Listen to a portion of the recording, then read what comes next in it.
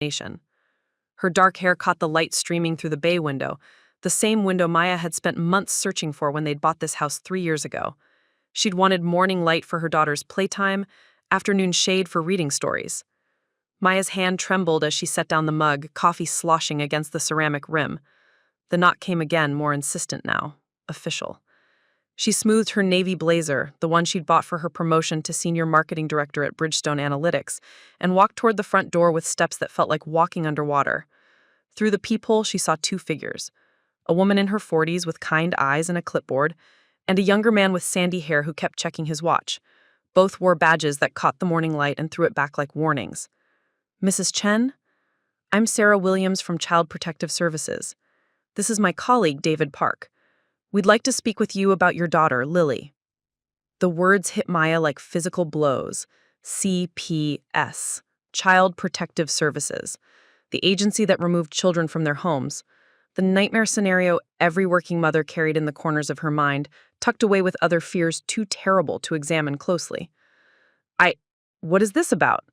Maya's voice sounded foreign to her own ears, higher and thinner than usual. She opened the door wider, gesturing them inside while her mind raced through possibilities. Lily was healthy, happy, thriving in pre-K. Their pediatrician, Dr. Patterson, had just praised Lily's development at her last checkup. The preschool teachers adored her. What could possibly? "We received a report," David Park said gently, settling into the chair Maya indicated. His voice carried the practiced compassion of someone who delivered devastating news for a living. "A concerned family member contacted our office with allegations about your daughter's care and supervision." Maya's legs gave out, depositing her heavily onto the couch. Lily continued building in the next room, humming a song they'd learned together from a children's show about brave princesses and magical kingdoms. The sound felt surreal now, innocence playing out against this grown-up horror. "A family member?"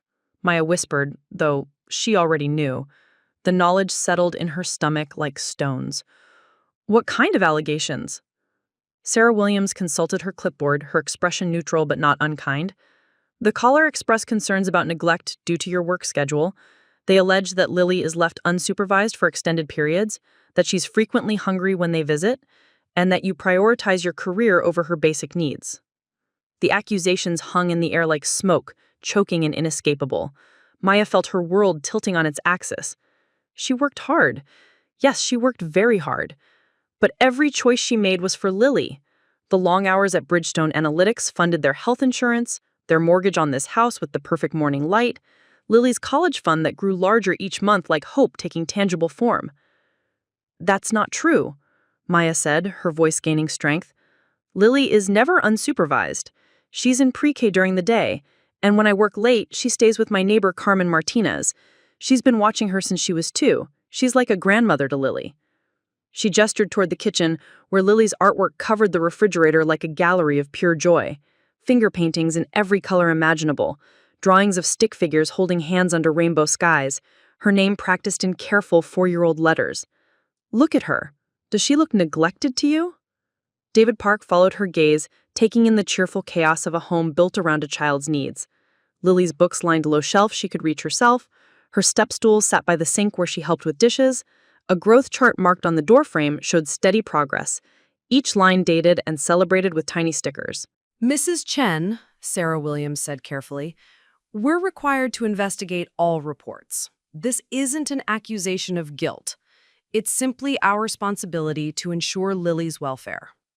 Maya nodded, forcing herself to think like the professional she was during high-stakes client presentations. Facts, evidence, logic. Of course. What do you need to know? For the next hour, they walked through Maya's life with the thoroughness of archaeologists. Her work schedule, Monday through Friday, 8 a.m. to 6 p.m., sometimes later for urgent projects, but never without arranging care for Lily. Her support system, Carmen Martinez, who lived 3 houses down and had raised 5 children of her own. Dr. Patterson, their family physician. Sunshine Early Learning Center, where Lily attended pre-K and extended care. "And Lily's father?" David asked gently. Maya's chest tightened. "Daniel died in a car accident when Lily was 18 months old. It's just us now, has been for almost 3 years." She watched them write this down, another fact in their file, and wondered how they captured the weight of it. How did you note on a form the way grief had restructured her entire existence? The way she'd learned to be both mother and father, both comforter and provider, both the safe harbor and the brave ship venturing out to secure their future? The person who made the report, Maya said carefully. Can you tell me who it was? Sarah Williams hesitated.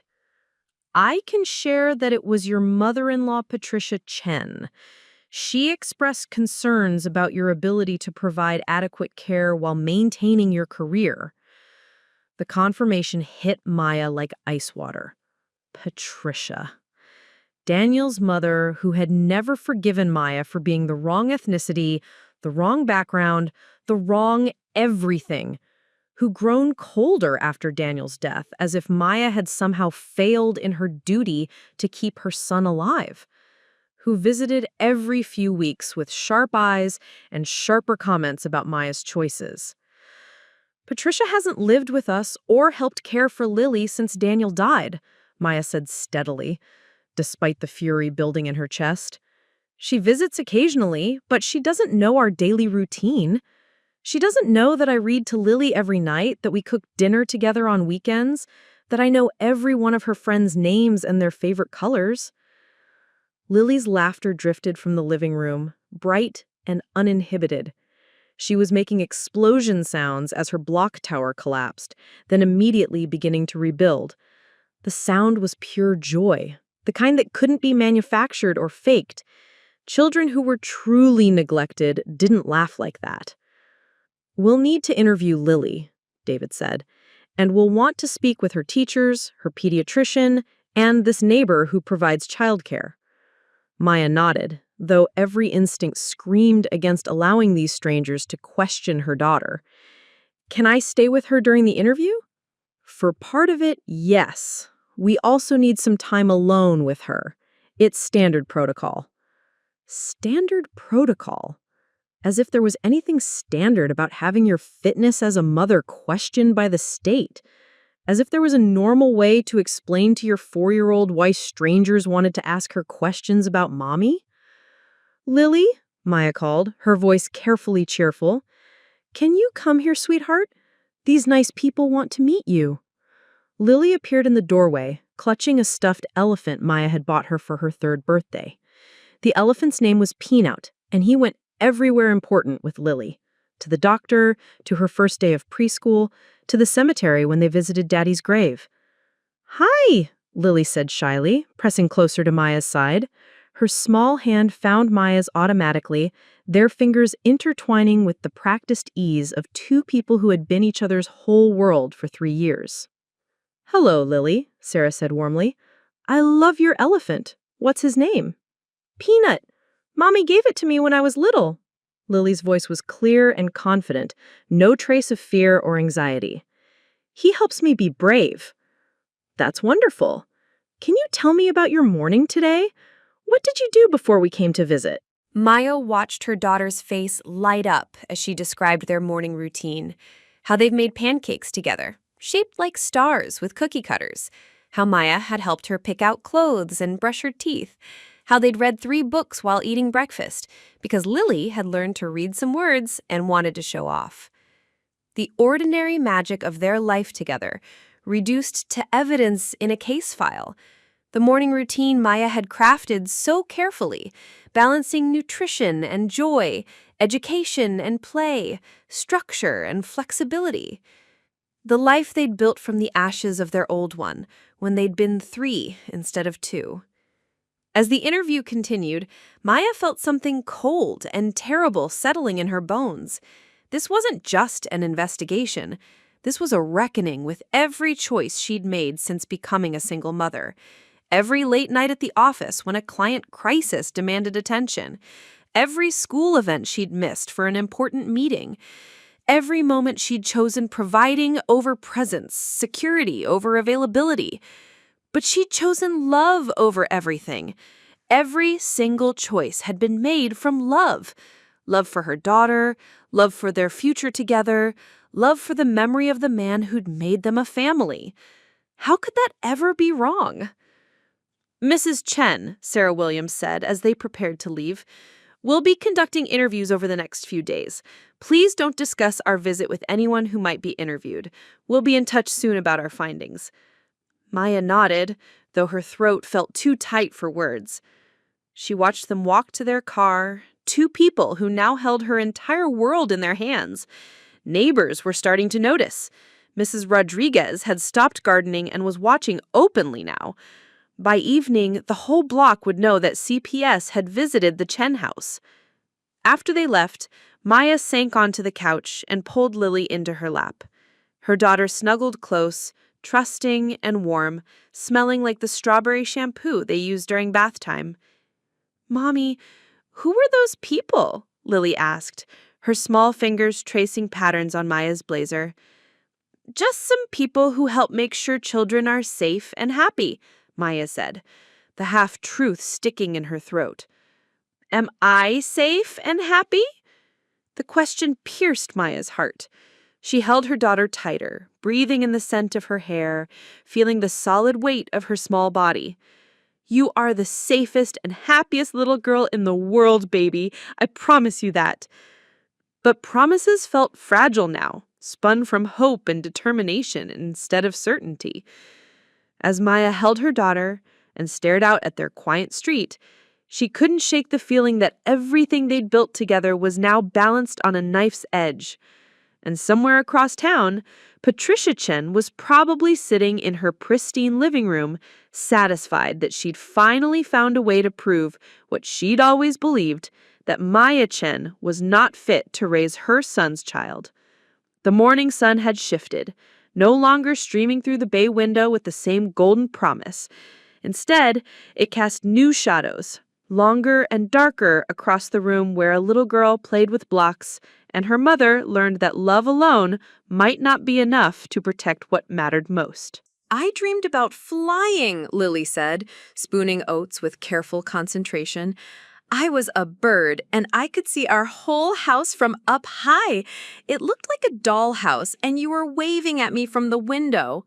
Maya smiled, but the joy felt fragile now, undermined by the knowledge that even this moment of connection might be dissected by strangers. Did she spend enough time listening to Lily's dreams? Did other mothers have deeper conversations with their 4-year-olds? Was this morning routine evidence of good parenting or merely adequate? That sounds like a beautiful dream. Maybe tonight we'll read that book about the little bird who learns to fly. The one where she's scared at first but then gets brave? That's the one. The drive to Sunshine Early Learning Center took 15 minutes through suburban streets lined with maples that were just beginning to turn autumn gold. Maya had chosen this route carefully when they'd moved to Riverside Heights, close enough to her office for reasonable commutes, safe neighborhoods with good schools, a community where Lily could grow up surrounded by families who cared about education and stability. Mrs. Chen? Miss Rodriguez, not related to their neighbor, but sharing the warm smile that seemed to be a family trait, greeted them at the preschool entrance. "Lily's been so excited about show and tell today, she brought Peanut to share the story about how elephants never forget." Maya watched her daughter light up, any shyness evaporating as she joined her classmates. This was the Lily the world saw, confident, articulate, surrounded by friends who genuinely enjoyed her company. At the parent-teacher conference last month, Ms. Rodriguez had praised Lily's emotional intelligence, her ability to help other children when they were upset, her natural leadership during group activities. "She's such a joy to have in class. You're clearly doing something very right at home. She's secure, happy, and thriving." Those words had felt like validation then. Now they felt like armor Maya desperately needed, but wasn't sure would hold. The offices of Bridgestone Analytics occupied 3 floors of a gleaming downtown building with floor-to-ceiling windows that offered views of the harbor. Maya's office was on the 18th floor, a corner space she'd earned through 5 years of 60-hour weeks and campaigns that had increased client revenue by an average of 38%. The brass nameplate on her door read, "Maya Chen, Senior Marketing Director." But today it felt like a scarlet letter marking her as the mother who chose career over constant presence. Her assistant, Jennifer, was already at her desk, despite the early hour. At 26, Jennifer possessed the kind of boundless energy that Maya sometimes envied and always appreciated. She'd started as an intern 3 years ago, the same month Daniel died, and had somehow intuited exactly how to support Maya through the impossible balancing act of grief and deadlines. Coffee's fresh, and I moved your 9 a.m. with Peterson to 11, so you could take that call from the Henderson group. Also, your mother-in-law called this morning. She wanted to know when she could visit this weekend. Maya's hand tightened on the mug. Patricia, the woman who had set this nightmare in motion, was now calling to arrange casual visits as if nothing had happened. Did she say anything else? Just that she missed spending time with Lily and hoped you could all have lunch together on Sunday. The audacity was breathtaking. Patricia had potentially jeopardized Maya's custody of her own daughter, and now she wanted to play loving grandmother over weekend brunch. I wondered if this was part of some larger strategy, maintaining the appearance of family concern while building a case for her incompetence behind the scenes. Take a message if she calls again. I need to think about weekend plans. The Henderson group meeting consumed Maya's morning. Henderson was their largest client, a pharmaceutical company launching a new treatment for childhood diabetes. The campaign Maya had developed focused on hope and normalcy. Children with diabetes living full, active lives. Families finding joy despite medical challenges. It was work that mattered. Campaigns that could genuinely improve lives by connecting families to resources they needed. But even as she presented revenue projections and market analysis, Maya's mind wandered to the investigation. Were David Park and Sarah Williams interviewing Ms. Rodriguez right now? What questions were they asking? How did you explain to strangers that love could manifest as long work hours? That providing for a child's future sometimes meant missing bedtime stories? Preparing and narrating this type of story took us long efforts and hard work. So if you are enjoying the story, please consider subscribing to our channel. During lunch, eaten at her desk while reviewing quarterly reports, Maya's phone buzzed with a text from Carmen Martinez. The CPS lady came by this morning. Sweet woman. I told her Lily is like my own granddaughter. Don't worry, mija. Anyone can see that girl is loved. Relief and gratitude washed over Maya in equal measure. Carmen, who had immigrated from El Salvador 40 years ago and raised 5 successful children while working double shifts as a hospital cleaner, who had appeared on Maya's doorstep the week after Daniel's funeral with homemade tamales and an offer to help with Lily anytime, day or night, who never asked for more than the modest amount Maya insisted on paying her, but who showed up like clockwork whenever needed, bringing stories and songs and the kind of unconditional love that had no price tag. If CPS was interviewing Carmen, they would hear about bedtime routines maintained even when Maya worked late, about the way Lily talked constantly about her mother, what they'd made for breakfast, what books they'd read, what silly song Maya had sung in the car, about dance parties in the kitchen on Saturday mornings and elaborate pillow fort constructions on rainy afternoons. But they would also hear about the evening when Maya had missed Lily's first school play because a client emergency required her presence at an 8 p.m. conference call with investors in Tokyo. About the weekend when food poisoning had left Maya bedridden and Carmen had cared for Lily for 3 straight days. About the morning when Maya had dropped Lily off with tears in her eyes because she had to leave for a business trip to Atlanta at dawn, knowing her daughter would ask where Mommy had gone. Were these the stories Patricia had twisted into evidence of neglect? Every working mother's compromises reframed as proof of unfitness? The afternoon brought a video conference with their Seattle office, a proposal review for a nonprofit client, and 3 strategy sessions with junior staff members. Maya moved through each meeting with practiced competence, but part of her attention remained fractured, focused on the investigation that was dissecting her life in parallel to this professional day. At 4:30, her phone rang. The number was local but unfamiliar. Maya Chen speaking? This is Dr. Patterson's office. We had someone from Child Protective Services contact us today asking about Lily's medical records. Dr. Patterson wanted to speak with you before we released any information. Maya's stomach dropped.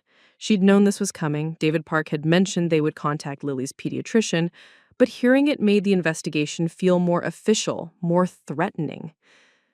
Can I speak with Dr. Patterson directly? Of course. Hold on, please. Dr. Patricia Patterson had been Lily's doctor since birth. She'd been Daniel's pediatrician 30 years earlier, and her walls were covered with photos of children she'd helped usher into the world and watched grow into adults. Her voice, when she came on the line, carried warmth and concern in equal measure. Maya, dear, what's this about CPS requesting Lily's records? Is everything all right? My mother-in-law reported me for neglect because I work full-time. They're investigating whether I'm a fit parent. The silence on the other end of the line stretched long enough for Maya to wonder if the call had been dropped. That's ridiculous, Dr. Patterson said finally, her voice sharp with indignation. Lily is one of the healthiest, happiest children in my practice. She's up to date on all her vaccinations, she's hitting every developmental milestone, and she clearly has a secure attachment to you. I've seen neglected children, Maya. Lily shows absolutely none of those signs. Will you tell them that? I'll tell them that and more. I'll tell them about the time you brought her in at 2 a.m. because she had a fever and you were worried about meningitis, even though I told you it was likely just a cold. I'll tell them how you research every medication I prescribe, how you ask detailed questions about side effects and alternatives. I'll tell them that you're exactly the kind of mother every pediatrician hopes to work with, informed, attentive, and completely devoted to your child's well-being. Maya felt tears threatening for the first time since the investigation began. Thank you. That means more than you know. Maya, listen to me. Being a working mother doesn't make you unfit. Providing for your daughter's future while also caring for her present needs takes enormous strength. You're doing a remarkable job under difficult circumstances. After the call ended, Maya sat in her office watching the afternoon lights shift across the harbor.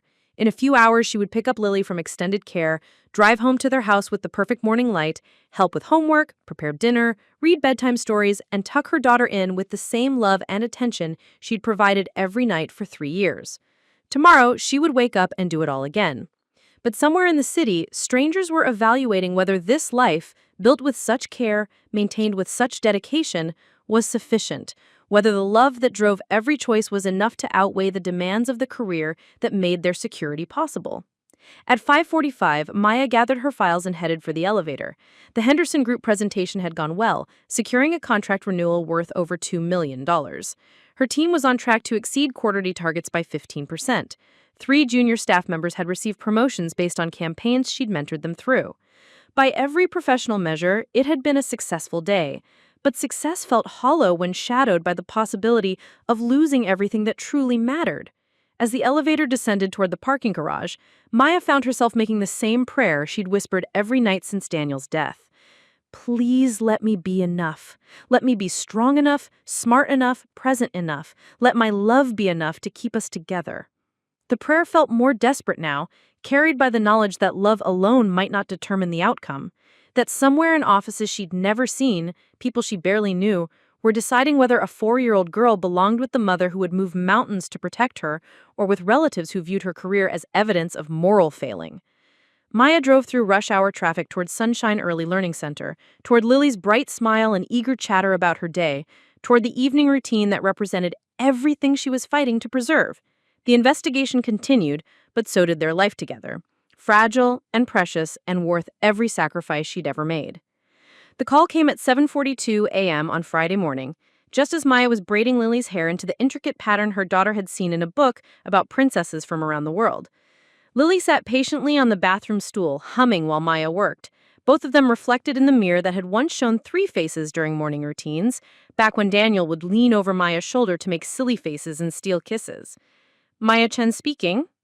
Mrs. Chen, this is Sarah Williams from CPS. We need to schedule a home visit for this afternoon. Would 3 p.m. work for you? Maya's hand stilled in Lily's hair. In the mirror, she could see her daughter's eyes watching her mother's face, alert to the shift in her mother's expression with the intuitive sensitivity children possessed for detecting adult anxiety. This afternoon? I have meetings scheduled until 5. Could we? I'm afraid it needs to be today, Mrs. Chen.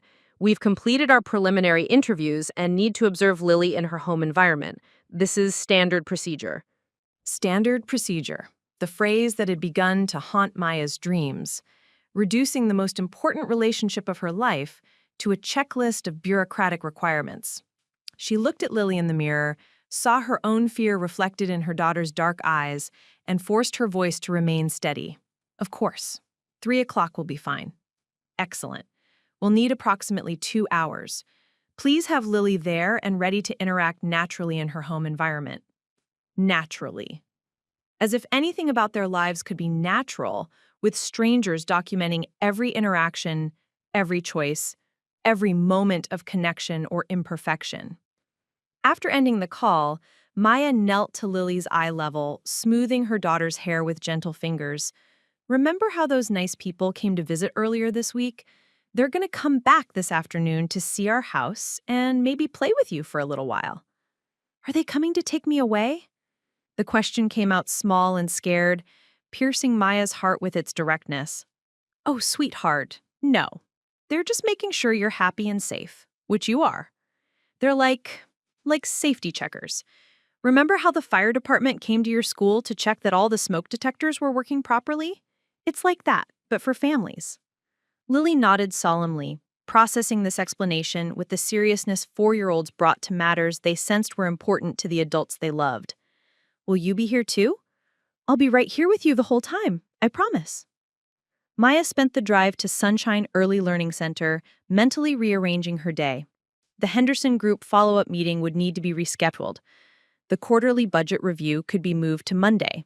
The presentation she'd planned to prep for next week's board meeting would have to wait until evening after Lily was asleep, and Maya could focus on something other than the investigation that was slowly consuming their lives. At the office, Jennifer took one look at Maya's face and immediately began making calls to reschedule appointments. 3 years of working together had created an almost telepathic efficiency between them. Jennifer somehow knowing exactly what needed to be handled and how to manage the complex logistics of Maya's professional life. Marcus Peterson was understanding about moving the Henderson meeting. He said family comes first, always. The budget review is now Monday at 10 a.m., and I've pushed your other afternoon appointments to next week. Maya nodded gratefully, wondering how Jennifer would react if she knew that family emergency meant Maya's fitness as a mother was being evaluated by the state. Her assistant was only 2 years older than Maya had been when she had Lily, but Jennifer's life seemed delightfully uncomplicated. Weekend dates with her boyfriend, happy hours with college friends, career ambitions unclouded by the weight of single parenthood. The morning passed in a blur of client calls and strategic planning, but Maya's concentration felt fractured. Part of her attention always focused on the approaching home visit. At noon, she drove home to prepare their house for inspection, though she wasn't sure what preparation meant in this context. Should she clean obsessively, demonstrating her commitment to maintaining a proper environment, or would that look calculated, as if she was trying too hard to impress? Their house looked exactly as it always did, lived in but organized, decorated with the cheerful chaos that came with sharing space with a 4-year-old. Lily's artwork covered the refrigerator and a bulletin board in the family room. Her books filled a low bookshelf where she could reach them independently. Her toys were stored in colorful bins that made cleaning up feel like a game, rather than a chore. She found herself looking at their house through a stranger's eyes, seeing it as evidence rather than simply the place where they built their life together. The family photos covering the mantel, Maya and Lily at the zoo, building sandcastles at the beach, decorating Christmas cookies. Daniel's picture, still prominently displayed because Lily insisted Daddy should be able to see everything they did. The growth chart marked on the kitchen door frame, documenting Lily's progress with celebration stickers beside each measurement. At 2:45, Maya sat on the front porch waiting, watching their quiet street with new awareness. Mrs. Rodriguez was tending her garden again, probably curious about the return of official visitors. 2 houses down, the Johnsons' teenager was shooting baskets in their driveway, the rhythmic bouncing of the ball providing a soundtrack to Maya's anxiety. The CPS car pulled into their driveway at exactly 3 p.m. a nondescript sedan that somehow managed to announce its official purpose to anyone paying attention. Sarah Williams emerged first, followed by David Park and a third person Maya didn't recognize, a woman in her 50s with silver hair and kind eyes behind wire-rimmed glasses. "Mrs. Chen, thank you for accommodating our schedule," Sarah said as they approached the porch. "This is our supervisor, Dr. Elizabeth Morrison. She's observing today as part of our standard review process." More strangers to evaluate their life. Maya smiled politely and welcomed them inside, her heart hammering as she led them into the living room where Lily was playing quietly with her blocks, constructing what appeared to be an elaborate castle complete with towers and bridges. "Lily, do you remember Miss Williams and Mr. Park? They've come to visit us again, and they brought another friend, Dr. Morrison." Lily looked up from her blocks, assessing the strangers with the careful consideration children used when deciding whether new adults were trustworthy. After a moment, she smiled shyly and returned to her construction project. "Can you tell us about what you're building?" Dr. Morrison asked, settling onto the carpet near Lily with the easy grace of someone accustomed to interacting with young children. "It's a castle for the princess who lives in the books," Lily explained, pointing to the stack of fairy tales nearby. "She needs somewhere safe to live, where the dragon can't get in, but where her friends can still visit." Maya watched the interaction with a mixture of pride and terror. This was Lily at her most natural, creative, articulate, demonstrating the security and imagination that came from years of patient nurturing. But every word her daughter spoke would be noted, analyzed, included in reports that would determine their future together. "That's very thoughtful," Dr. Morrison said. "Do you help your mommy cook dinner sometimes?" "Oh, yes! I'm a very good helper. I can crack eggs without getting shells in them, and I know how to stir gently so the sauce doesn't splatter. Mommy says I'm going to be a chef when I grow up, or maybe an artist, or maybe both." Sarah Williams was taking notes, writing down Lily's responses with efficient pen strokes that made Maya want to snatch the notebook away. How did you capture the full context of a 4-year-old's dreams in official documentation? How did you note the way Lily's face lit up when she talked about cooking with Maya, or the confidence in her voice when she described their shared activities? "Lily, can you show us your bedroom?" Dr. Park asked. Maya followed as Lily led the entourage upstairs, chattering about the different parts of the house. Her daughter's room was a sanctuary Maya had created with infinite care, soft purple walls the exact shade Lily had chosen from dozens of paint samples, bookshelves at height hand, a reading nook with pillows and blankets, where they spent countless hours exploring imaginary worlds together. "I love your room," Dr. Morrison said, genuinely. "Do you sleep well here?" "Uh-huh. Mommy reads me stories every night, and she sings the moon song until I fall asleep. Sometimes, when I have bad dreams about missing Daddy, she lets me sleep in her bed, but usually I like my own bed better because it has all my stuffed animals." Maya's throat tightened at Lily's casual mention of missing Daniel. Even after 3 years, grief still visited their household in waves, usually at bedtime, when the quiet made space for remembering. Maya had developed rituals to help Lily process these feelings. Photo albums of happier times, stories about Daddy watching over them in heaven, and promises that love didn't disappear just because people did. "Tell me about the moon song," Sarah Williams said, and I realized this was probably part of their evaluation strategy, getting Lily to reveal details about their private moments, their bedtime routines, the intimacy of their relationship. "It goes like this. I see the moon, and the moon sees me. God bless the moon, and God bless me, and God bless Daddy in heaven above, watching over the people I love." She sang the simple melody with perfect 4-year-old pitch, her voice clear and unselfconscious. Maya remembered teaching her this version, adapting Daniel's childhood lullaby to acknowledge their loss, while maintaining the comfort it had always provided. Dr. Morrison smiled genuinely. "That's beautiful. It sounds like you have lovely bedtime routines with your mommy."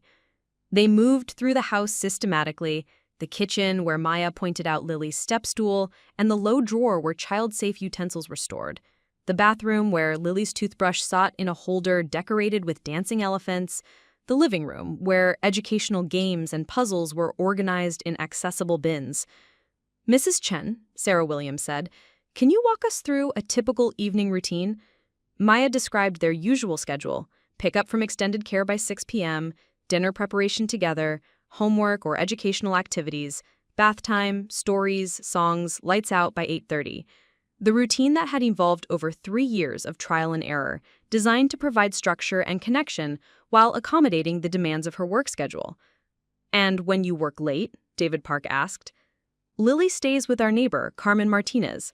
Carmen has been caring for children for 30 years, and she maintains the same bedtime routine I do. Lily has her own pajamas and toothbrush at Carmen's house, and Carmen knows all her favorite stories." "How often would you say you work late?" Dr. Morrison asked, her tone carefully neutral. Maya felt the weight of this question, knowing her answer would be scrutinized for signs of neglect or abandonment. "Maybe once or twice a week, and usually not past 8 p.m. If I have to stay later than that, Lily sleeps at Carmen's and I pick her up first thing in the morning." She didn't mention the nights when she'd worked until midnight on urgent campaigns, driven by the knowledge that her reputation for reliability was what kept her employed, and her employment was what kept Lily safe and secure. She didn't explain the mathematical calculations she performed monthly, balancing daycare costs, mortgage payments, health insurance premiums, and college savings contributions against her salary, knowing that any significant loss of income could destabilize the life they'd built. "Lily," Dr. Morrison said, turning back to the little girl who was now showing them her collection of picture books, "what do you do when Mommy has to work late?" "I go to Carmen's house. She makes the best quesadillas in the whole world, and she teaches me Spanish words. She has about 1 million grandchildren, and they come over sometimes to play. And she lets me help feed her cat, Mr. Whiskers, who is very fat and very lazy." Lily's enthusiastic description of her alternate caregiving arrangement should have been reassuring, but Maya watched the investigators make notes and wondered if they were documenting evidence of her absence rather than proof of the support network she'd carefully constructed. The interview continued for another hour, covering everything from Lily's friendships at school to her understanding of safety rules to her relationship with her extended family. When Patricia's name came up, Lily's demeanor shifted subtly, becoming more reserved. "Grandma Patricia visits sometimes," Lily said carefully. "She always says I'm getting too big and asks if my mommy feeds me enough vegetables. She doesn't like it when I play with my blocks because she says they make too much noise." Maya's stomach clenched. Even at 4 years old, Lily had picked up on Patricia's subtle criticisms, the way her mother-in-law's visits carried an undercurrent of judgment and disapproval. Maya had tried to shield her daughter from the tension, but children were remarkably perceptive about adult dynamics. "Does Grandma Patricia spend a lot of time taking care of you?"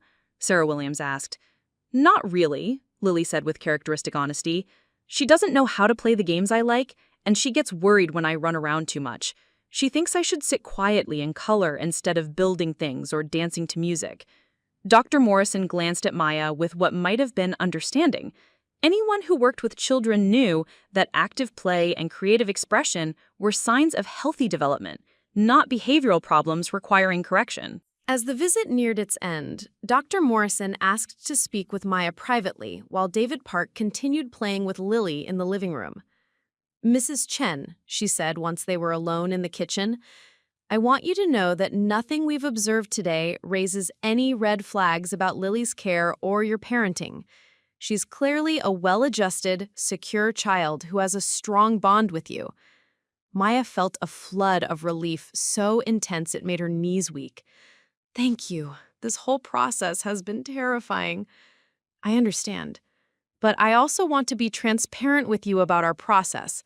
The complaint came from a family member, which means we have to take it seriously. We'll be completing our investigation over the next few days, including interviews with additional references and a review of all documentation. And then we'll make our final determination and close the case." Dr. Morrison's tone was professional, but not unkind. Maya sensed that this woman had seen genuine cases of neglect and abuse, situations where children were truly at risk, and that their family fell into an entirely different category.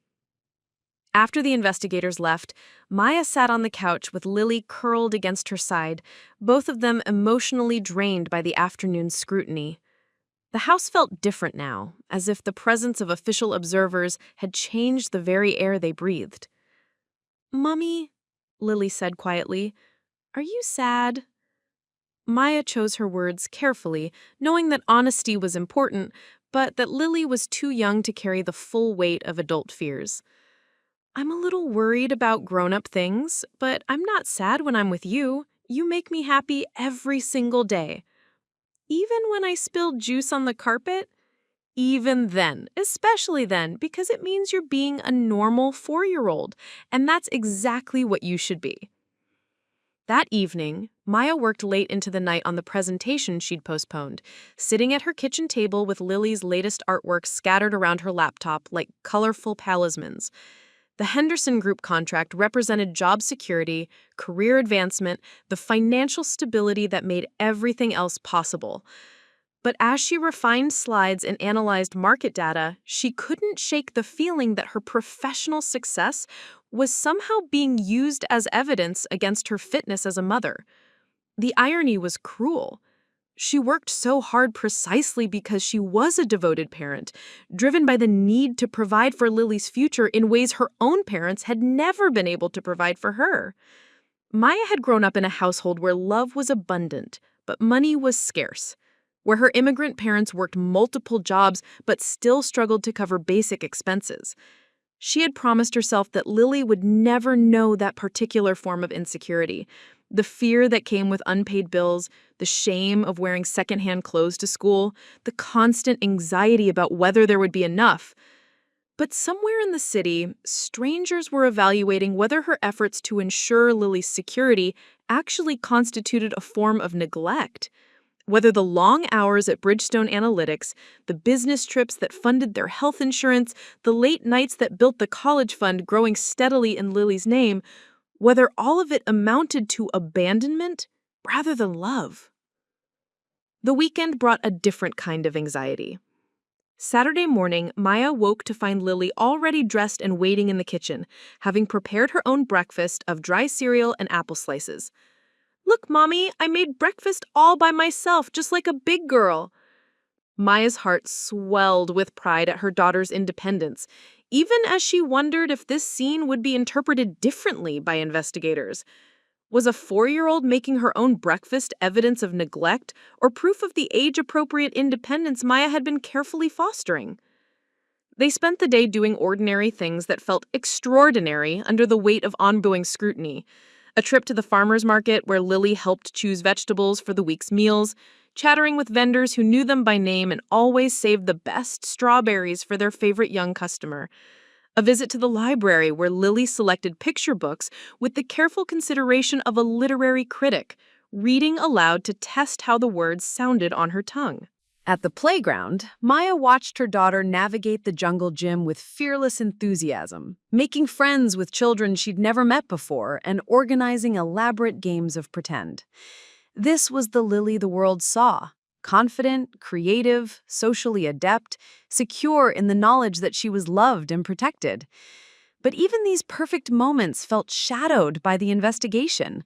When Lily scraped her knee climbing on the monkey bars, Maya found herself documenting her response, cleaning the wound, applying a bandage, offering comfort, as if a hidden observer might question whether she provided adequate medical attention. Sunday brought the call Maya had been dreading. "Maya, dear, it's Patricia. I was hoping we could have lunch today. I've missed spending time with Lily, and I thought we could all go to that nice restaurant downtown, the one with the children's menu." The casual tone, as if she hadn't potentially destroyed Maya's life with her accusations, was breathtaking in its audacity.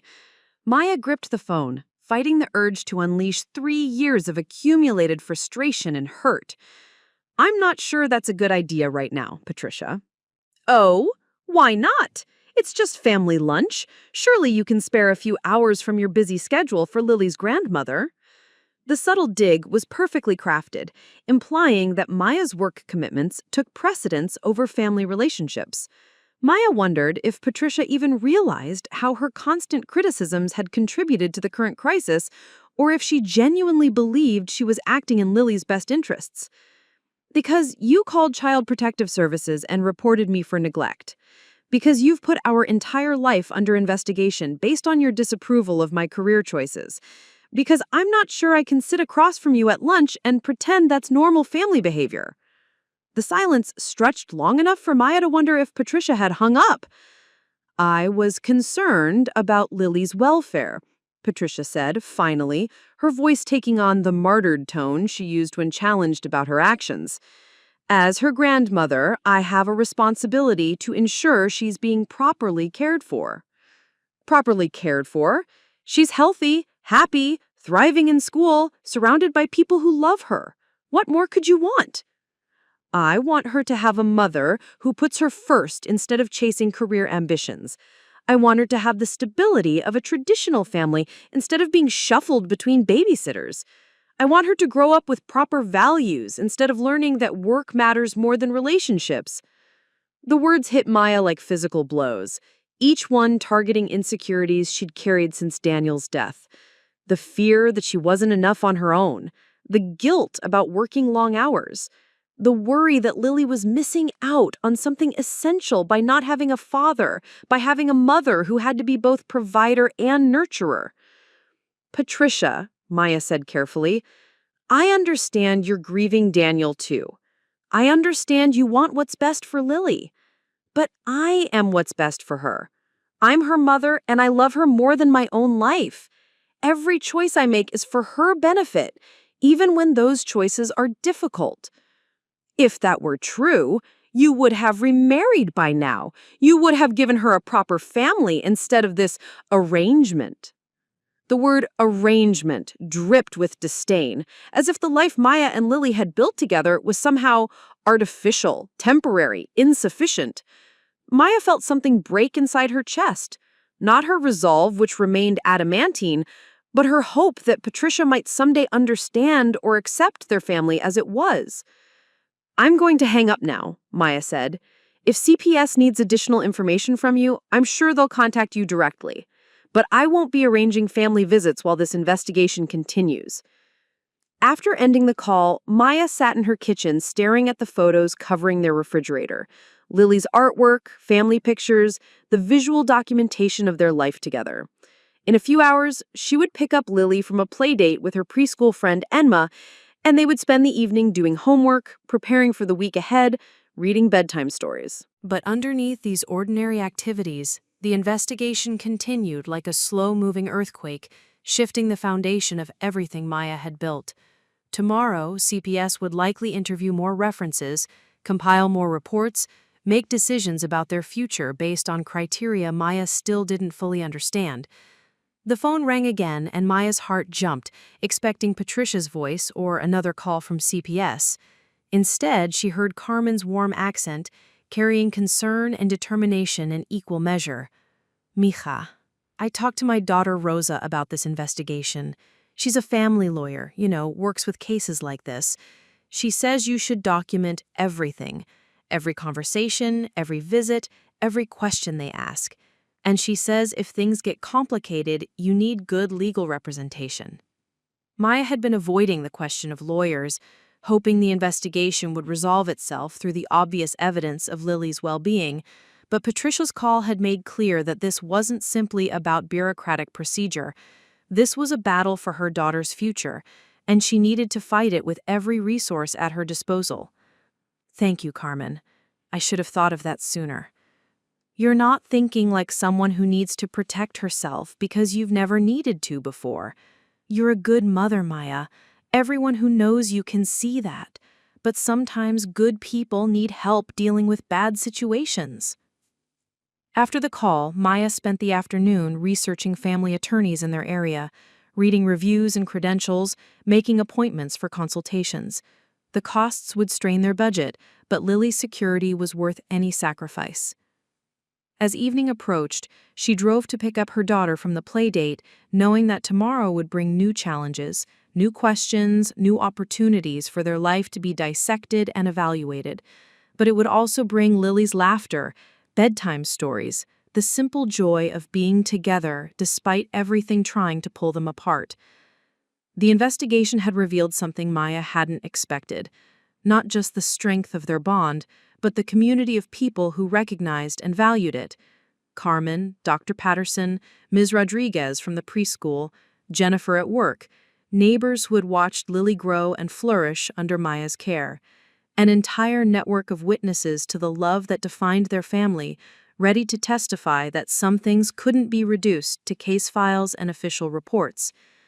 Maya pulled into Emma's driveway and saw Lily's face light up in the window, the same radiant smile that had sustained Maya through 3 years of single parenthood. Whatever came next, they would face it together, supported by the truth that love took many forms but always recognized itself in the lives it touched. The call came on Tuesday morning at 8:47 a.m., just as Maya was reviewing quarterly projections in her office. Jennifer knocked softly before entering, her expression carefully neutral, but her eyes carrying urgency. "Sarah Williams from CPS is on line 1. She says it's important." Maya's chest tightened as she reached for the phone, knowing this call would either restore their normal life or shatter it completely. Through her office window, she could see the harbor where cargo ships moved with patient purpose, carrying goods to destinations unknown. She envied them their simple mission, their clear direction. "Maya Chen speaking?" "Mrs. Chen, this is Sarah Williams. We've completed our investigation and need to schedule a meeting to discuss our findings. Would this afternoon at 2 p.m. work for you?" The careful neutrality in Sarah's voice gave Maya no indication of the outcome. "Of course. Will this be at your office?" "Actually, we'd prefer to meet at your home with Lily present. Dr. Morrison will be joining us along with our supervisor, James Mitchell." More officials. Maya tried to read significance into this detail. Did additional supervisors suggest a complex case, or was it simply standard procedure for case closure? "I'll need to leave work early to pick up Lily from school." That's fine.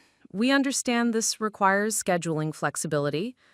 After ending the call, Maya sat staring at her computer screen without seeing the numbers displayed there. In 6 hours, she would learn whether she could continue raising her daughter or would have to fight for visitation rights. The investigation that had consumed 3 weeks of their lives would finally reach its conclusion. She called the family attorney she'd consulted the previous Friday, a sharp-eyed woman named Rebecca Torres, who specialized in CPS cases and had reviewed the complaint with the clinical precision of a surgeon examining a troublesome appendix. "They're meeting at your home this afternoon," Rebecca said after Maya explained the call. "That's generally a positive sign. They usually deliver negative determinations at their office, where they have more control over the environment. But I want to be there with you, just in case." "Is that necessary?" "Maya, you're facing a government agency that has the power to remove your child from your home. Yes, legal representation is necessary. I'll meet you there at 1:30 so we can review everything before they arrive." Maya spent the morning in a haze of distraction, managing client calls and meetings while her mind remained focused on the approaching confrontation. At noon, she gathered her files and headed home, stopping to pick up Lily from Sunshine Early Learning Center along the way. "Are the safety checkers coming back today?" Lily asked as they drove through their neighborhood, past the familiar landmarks that had become charged with new significance during the investigation. "Yes, sweetheart. They want to tell us about what they learned during their visit." "Will they say I'm safe and happy?" Maya's throat tightened at her daughter's innocent question, which cut straight to the heart of everything they were fighting for. "You are safe and happy, baby. That's the most important thing, no matter what anyone else says." Rebecca Torres arrived precisely at 1:30, carrying a briefcase and wearing the kind of tailored suit that suggested competence and authority. She was Maya's age, but projected the confidence of someone who had navigated family court battles for 15 years. "How are you holding up?" she asked as Maya led her into the living room. "Terrified," Maya admitted. I keep trying to prepare for different scenarios, but I don't actually know what I'll do if they recommend removing Lily from my care. That's not going to happen, Rebecca said firmly. I've reviewed everything, the original complaint, the interview notes, the reference statements. Your mother-in-law's allegations don't hold up under scrutiny. Every professional who works with Lily has praised your parenting. Your daughter is clearly thriving. Then why do I feel like I'm about to be judged for every choice I've made since Daniel died? Because, in a way, you are. But those choices created a stable, loving home for your daughter despite impossible circumstances. That's not a weakness, Maya. That's your greatest strength. At exactly 2 p.m., the CPS team arrived. Sarah Williams, David Park, Dr. Morrison, and a tall man with graying temples who introduced himself as James Mitchell, the regional supervisor. Rebecca stood slightly behind Maya as they entered, her presence a quiet reminder that Maya wasn't facing this alone. Lily looked up from her coloring book, recognizing the familiar faces, but sensing the increased formality of this visit. "Hi, Miss Sarah. I drew you a picture of my castle. Do you want to see it?" "I'd love to see it," Sarah said warmly, accepting the colorful drawing with genuine appreciation. "You're quite an artist." The adults settled into the living room, the same space where this investigation had begun, but now charged with the weight of impending resolution. Maya held Lily on her lap, needing the comfort of her daughter's warm weight against her chest. James Mitchell opened a folder thick with documents, interview transcripts, reference reports, photographs from the home visits, official forms Maya recognized but had never seen completed. "Mrs. Chen," he began, his voice carrying authority tempered by what sounded like respect, "we've conducted a thorough investigation into the allegations made against you. I want to start by saying that Child Protective Services takes every report seriously, regardless of its source or motivation." Maya nodded, though her heart hammered against her ribs. Beside her, Rebecca sat poised to intervene if necessary. "However," Mitchell continued, "our investigation has revealed no evidence of neglect or inadequate care. In fact, every professional we interviewed praised your parenting skills and Lily's well-being." Relief flooded Maya's chest, but she forced herself to remain still, waiting for the complete explanation. "Dr. Patterson described you as one of the most attentive mothers in her practice," Sarah Williams added, consulting her notes. "She specifically mentioned your proactive approach to Lily's health care and your careful attention to her developmental needs. Ms. Rodriguez at Sunshine Early Learning Center provided extensive documentation of Lily's progress and adjustment," David Park continued. "She noted that Lily demonstrates secure attachment behaviors, advanced social skills, and none of the signs typically associated with inadequate home care." Dr. Morrison leaned forward slightly. "Mrs. Martinez, your neighbor who provides childcare, spoke at length about your family routines. She emphasized that even when you work late, you maintain consistent communication with Lily and ensure her bedtime routine remains stable." Maya felt tears threatening but held them back, unwilling to break down before the investigation was officially concluded. Lily wiggled in her lap, growing restless with the adult conversation. "Most significantly," James Mitchell said, "our direct observations of Lily show a happy, well-adjusted child who clearly has a strong, healthy relationship with you.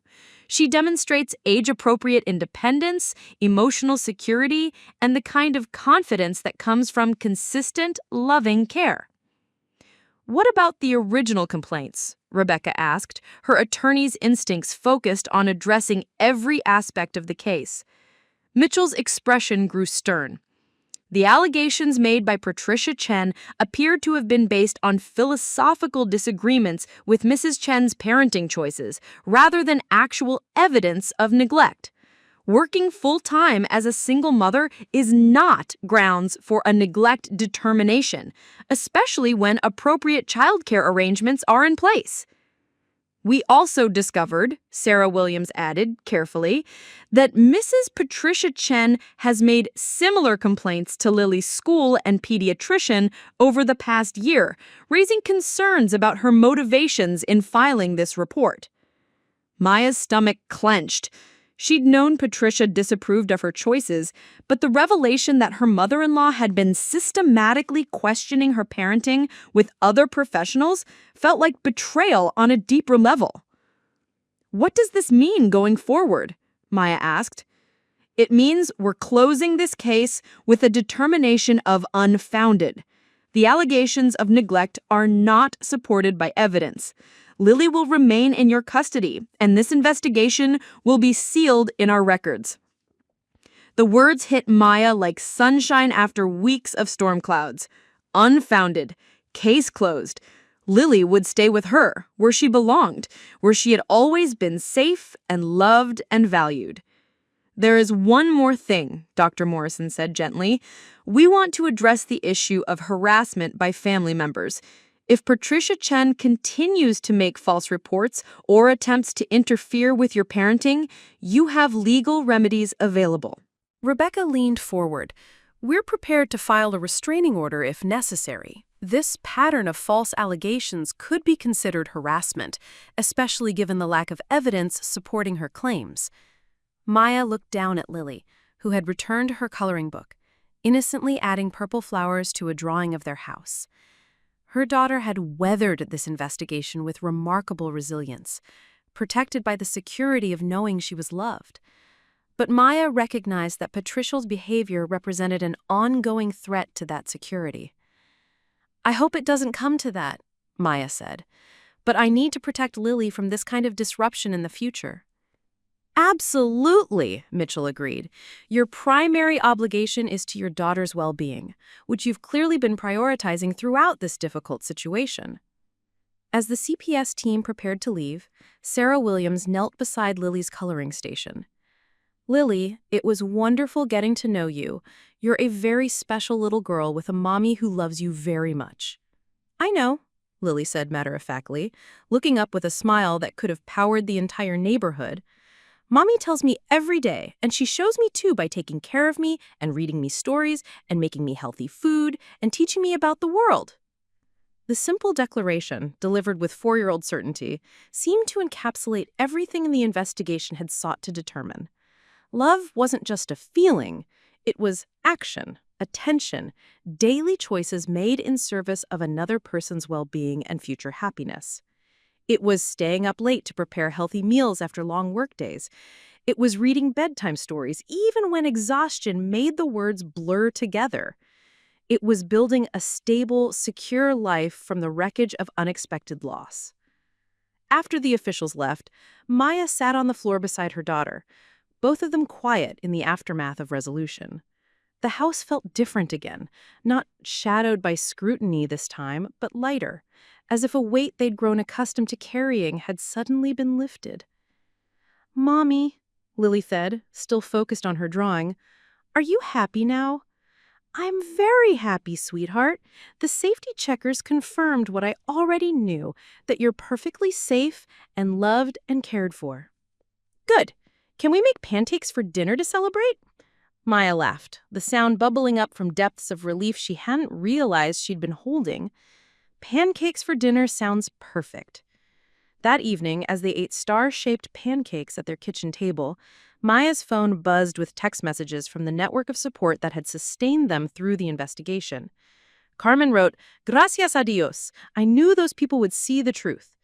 Dr. Patterson's nurse called to say the doctor was delighted by the outcome. Jennifer sent a champagne emoji and promised to bring cupcakes to work tomorrow. But perhaps most meaningful was the message from Ms. Rodriguez at Sunshine Early Learning Center. "Lily is lucky to have a mother who fights for her so fiercely. Your love for each other has always been obvious to everyone who knows you. Congratulations on this victory, though we all knew you deserved it." That night, after Lily was asleep, and Maya had sung the moon song one more time without the weight of investigation hanging over their bedtime routine, she sat at her laptop to send an email to Rebecca Torres. Thank you for your support during the most frightening experience of my life. Knowing you were there gave me strength I didn't know I possessed. I hope I never need your services again, but I'm grateful they were available when I did. Rebecca's response came within minutes. You handled yourself beautifully under impossible circumstances. Lily is lucky to have a mother who will move heaven and earth to protect her. That's the kind of love that changes the world, one child at a time. Maya closed her laptop and walked through her quiet house, seeing it with new eyes. The family photos on the mantle, Daniel's picture still prominently displayed, Lily's artwork covering every available surface, the bookshelf organized at child height, the step stool by the kitchen sink. All the evidence of a life built with intentional love, choices made in service of a 4-year-old's well-being and future happiness. The investigation was over, but Maya knew its impact would linger. She had learned things about herself she hadn't known before. Her capacity for strength under pressure, her willingness to fight for what mattered most, her ability to maintain grace while facing unfair accusations. More importantly, she had discovered the depth of her community's support, the network of people who had witnessed her parenting and found it not just adequate, but admirable. As she prepared for bed, Maya made a mental note to call Patricia in the morning. Not to gloat or punish, but to set boundaries that would protect Lily from future interference. The investigation had revealed the lengths Patricia would go to impose her vision of proper parenting, and Maya could no longer afford to tolerate that behavior in the name of family harmony.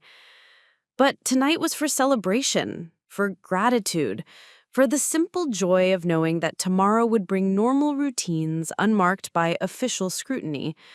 Maya fell asleep to the sound of Lily's steady breathing through the baby monitor, the most beautiful music in the world, the sound of her daughter safe and secure in the home they had built together, the home that would continue to nurture and protect her as she grew. The truth had come to light, exactly as Rebecca had predicted. Love, manifested through action, had proven stronger than accusations born from judgment. And in the end, that was all that mattered. Not the opinions of those who couldn't understand their choices, but the evidence of those choices in a little girl's happiness, security, and unlimited faith in her mother's ability to keep her safe in a sometimes uncertain world. 3 months after CPS closed their case, Maya stood in the conference room at Bridgestone Analytics, delivering a presentation to the board of directors about the Henderson Group campaign's unprecedented success. The numbers on the screen told a story of strategic brilliance. 43% increase in brand awareness, 37% boost in direct sales, and a client satisfaction score that had never been achieved in the company's history. These results demonstrate not just effective marketing strategy, Maya explained to the room of executives, but the power of authentic storytelling that connects with real families facing real challenges. CEO Margaret Whitmore nodded approvingly from the head of the table. Maya, this campaign has positioned us for the largest contract expansion in our company's history. Henderson Group is recommending us to their parent company for a global initiative worth over $20 million. Maya smiled, accepting the congratulations with professional grace, but her attention was divided. Through the conference room window, she could see the afternoon sun beginning its descent toward the harbor, which meant Lily would be finishing her activities at Sunshine Early Learning Center. Their evening routine beckoned: homework help, dinner preparation, the 1,000 small rituals that had become more precious since the investigation threatened to disrupt them. There's something else we need to discuss, Margaret continued as the other board members filed out. I'm promoting you to Vice President of Strategic Campaigns, effective immediately. It comes with a substantial salary increase, a better benefits package, and the opportunity to build your own team. The promotion Maya had been working toward for 5 years was finally within reach, but her response surprised her. Instead of immediate elation, she felt a complex mix of pride, gratitude, and something else, a deeper understanding of what success actually meant. Thank you, Margaret. I'm honored by your confidence in my work. You've earned it, Maya. Your dedication to excellence while managing personal challenges has been remarkable. We all know this year hasn't been easy for you. Maya wondered how much Margaret knew about the CPS investigation. Corporate environments had a way of making personal crises disappear into polite euphemisms, transforming government agents investigated whether I was a fit mother into personal challenges. I appreciate your support, Maya said carefully. The flexibility you've shown has made all the difference for my family. That evening, Maya drove to Lily's school with the radio playing softly, processing the day's developments. The promotion would mean better financial security, more resources for Lily's future, but also increased responsibility and potentially longer hours. The irony wasn't lost on her.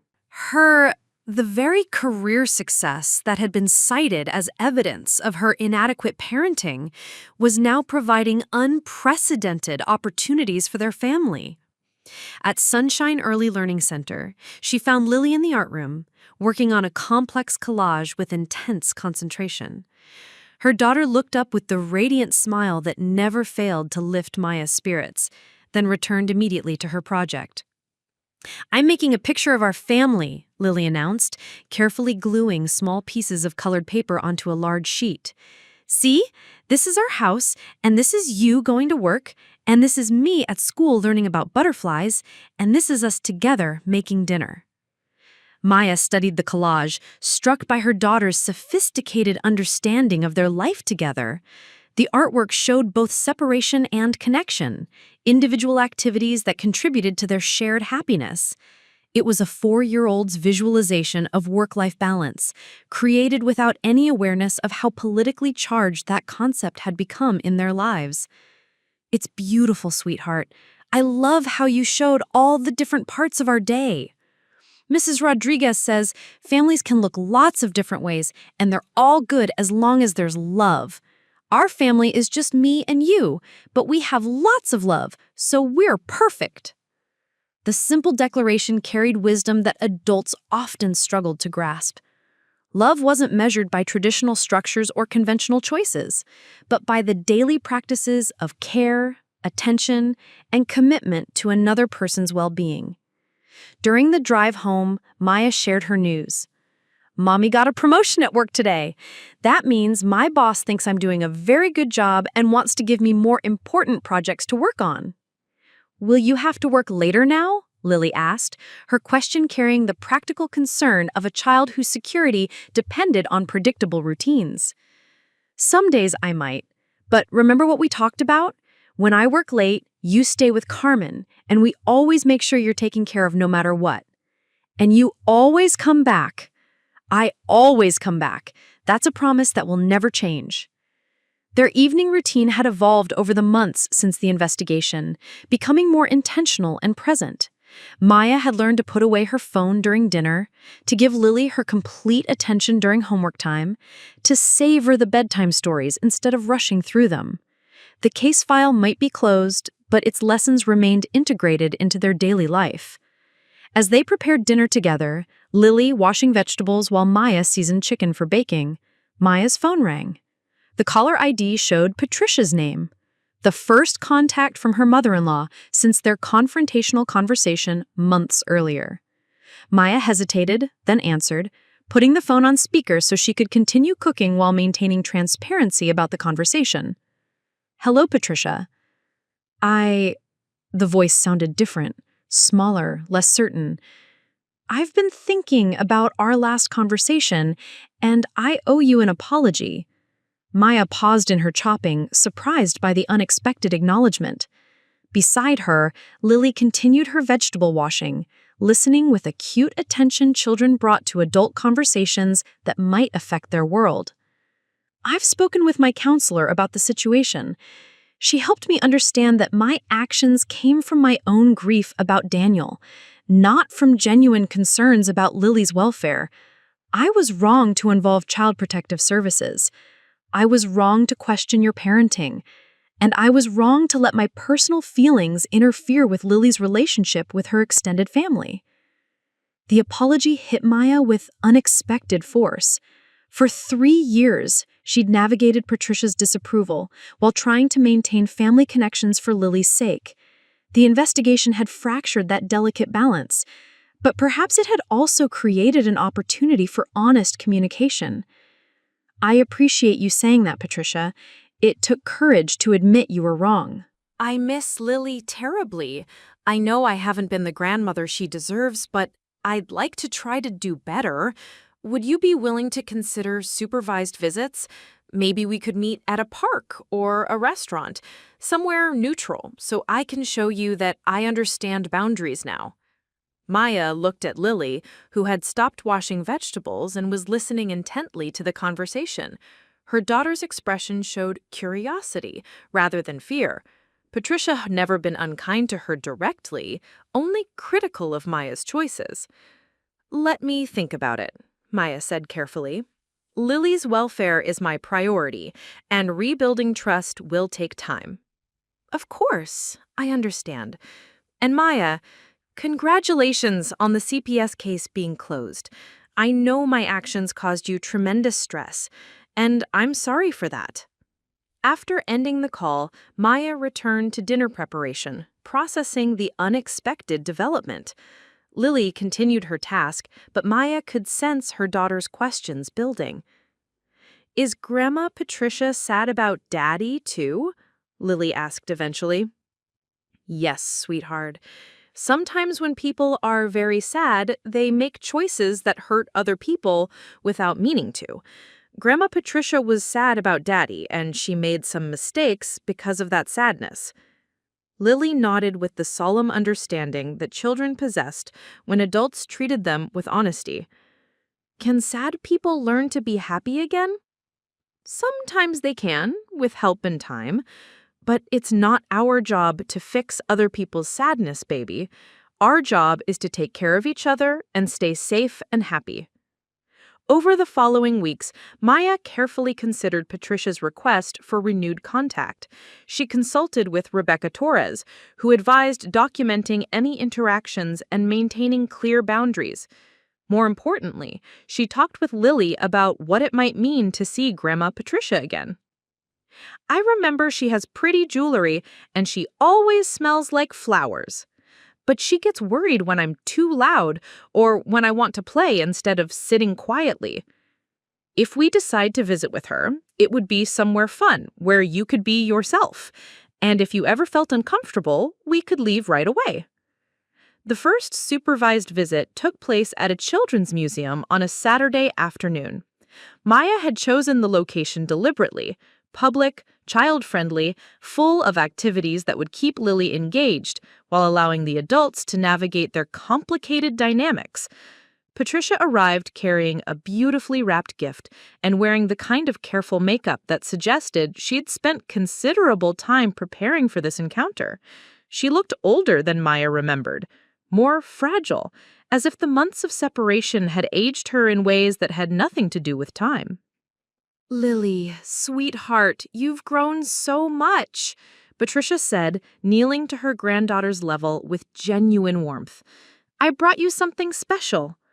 Inside the elaborate wrapping was a children's book about a little elephant who went on adventures with her mama.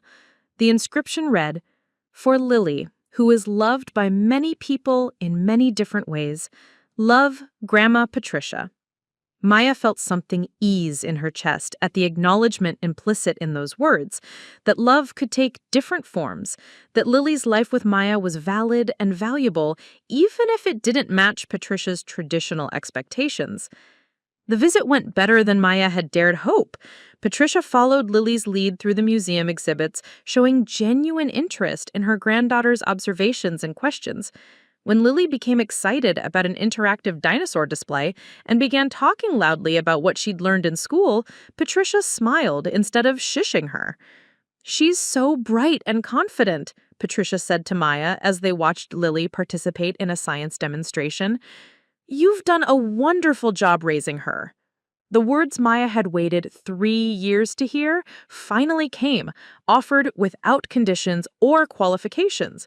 She felt tears threatening and forced them back, unwilling to break down in this public space where Lily's happiness was the priority. Maya accepted the position, finding purpose in helping other families avoid the trauma she and Lily had experienced. She worked with CPS to develop better training for investigators, more comprehensive evaluation criteria, and improved communication with families under investigation. The advisory role connected Maya with other parents who had faced similar challenges: single mothers, fathers, adoptive families, grandparents raising grandchildren.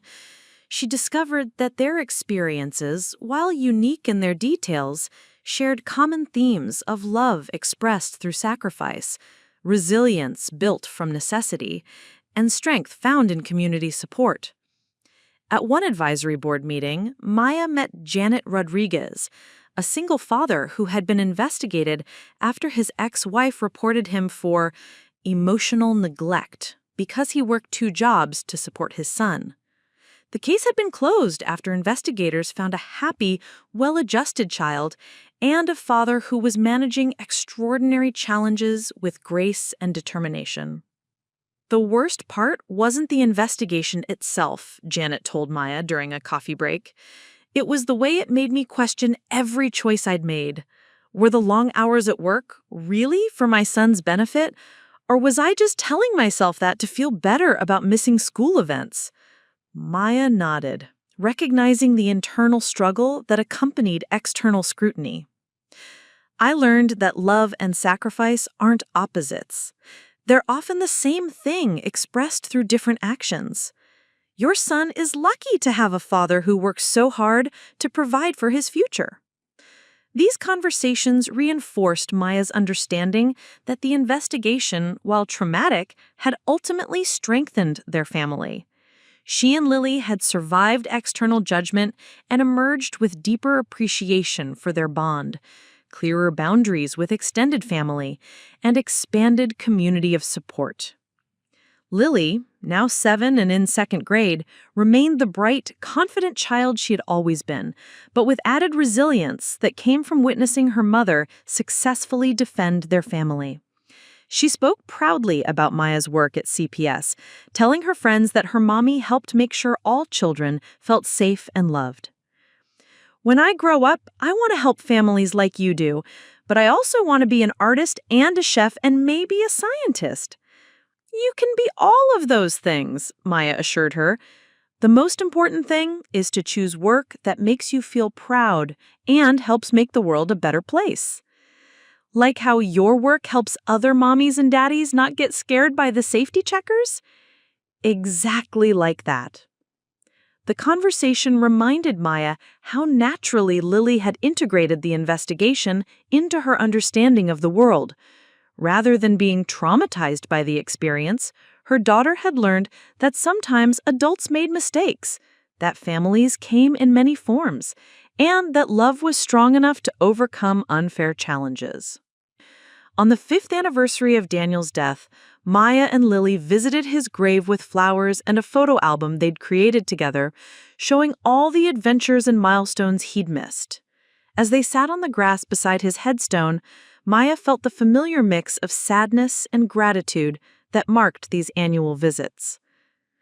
"Daddy would be so proud of us," Lily said, her 7-year-old voice carrying wisdom beyond her years. "We took care of each other really well, even when things got scary." Yes, he would, Maya agreed.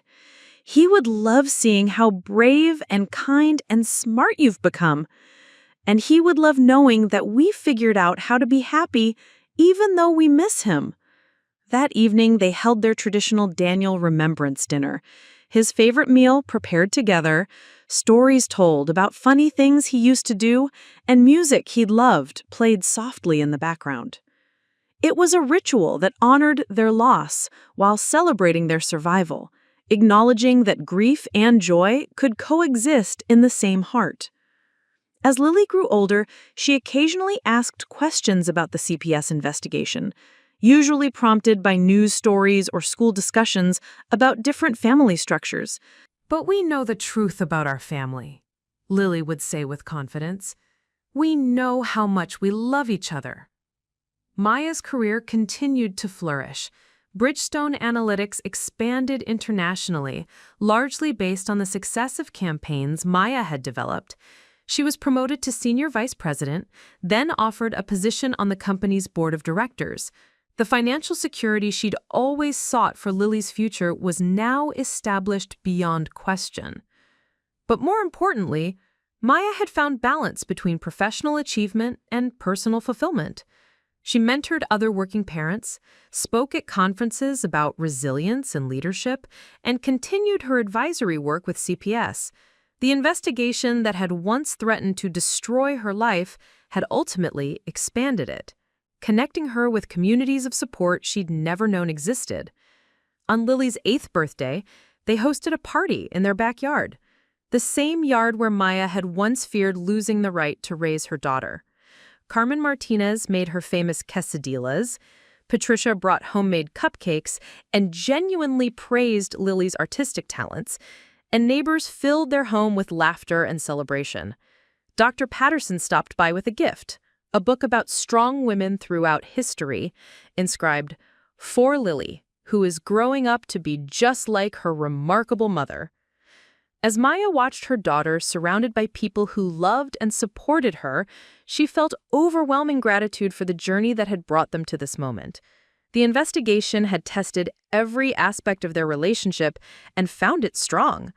The challenges had revealed resources Maya hadn't known she possessed. The external scrutiny had ultimately deepened their internal bond. That night, as Maya tucked Lily into bed, in the room where CPS had once evaluated their family dynamics, she felt the profound satisfaction of a mission accomplished. She had kept her promise to Daniel to raise their daughter with love, security, and unlimited possibilities. She had proven to herself that a single mother could provide everything a child needed to thrive. Most importantly, she had shown Lily that love expressed through daily choices was strong enough to overcome any external challenge. "Mommy," Lily said sleepily, "do you think Daddy can see how happy we are?" "I think he can see everything good in our lives," Maya replied, smoothing her daughter's hair with the same gentle touch she'd used every night for 8 years. "And I think he's proud of how we learned to be brave together. We're a good team, aren't we? The best team in the world, baby." As Maya turned off the bedroom light and listened to Lily's breathing settle into sleep, she reflected on the path that had brought them here. The investigation file remained sealed in CPS records, a closed case that had ultimately opened new possibilities for their family.